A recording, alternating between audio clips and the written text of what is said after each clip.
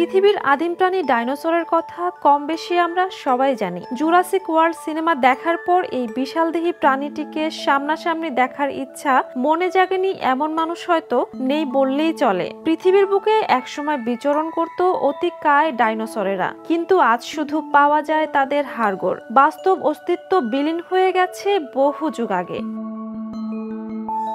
যদিও ডাইনোসর বিলুপ্ত হয়েছে প্রায় ৬৬ মিলিয়ন বছর আগে, কিন্তু মানুষও কি এই পরিণতির মুখোমুখি হতে পারে? এই প্রশ্ন স্বাভাবিকভাবেই সবার মনে আসে। এর উত্তর খুব সহজ নয়, কারণ মানুষের ভবিষ্যৎ নির্ভর করে তাদের টিকে থাকার ক্ষমতা ও পৃথিবীর পরিবেশগত অবস্থার উপর। মানব সভ্যতা বর্তমানকালে এমন সব কর্মকাণ্ড করছে যা বৈশ্বিক গণবিলুপ্তির কারণ হতে পারে। এটিকে বিজ্ঞানীরা অ্যানথ্রোপোজেনিক বা হ্যালোসিন এক্সটিংকশন হিসেবে অভিহিত করেছেন।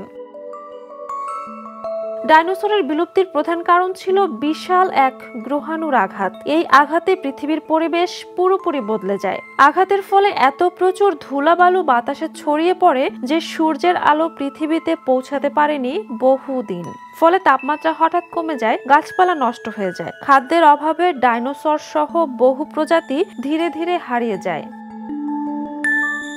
মানুষ অবশ্য ডাইনোসরদের মতো একেবারে অসহায় নয়। মানুষের বিশাল বুদ্ধিমত্তা, প্রযুক্তিগত অগ্রগতি এবং পরিবেশের সঙ্গে খাপ খাওয়ানোর ক্ষমতা তাদের বাঁচিয়ে রাখতে বড় ভূমিকা রাখতে পারে। কিন্তু ঝুঁকি যে একেবারেই নেই তা বলা যায় না। জলবায়ু পরিবর্তন, পারমাণবিক যুদ্ধ, মহাজাগতিক আঘাত কিংবা মানুষের নিজের কর্মকাণ্ড, সব মিলিয়ে মানব সভ্যতার অস্তিত্ব এক ধরনের বিশাল চ্যালেঞ্জের মুখে।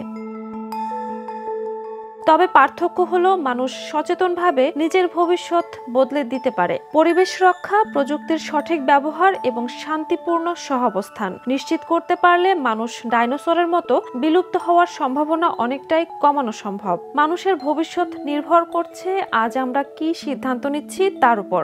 ভবিষ্যৎ অনিশ্চিত, তবে তা পুরোপুরি আমাদের হাতের বাইরে নয়। Jhuma Mridha, the news. দেশে দেশে সবার সাথে দ্য নিউজ।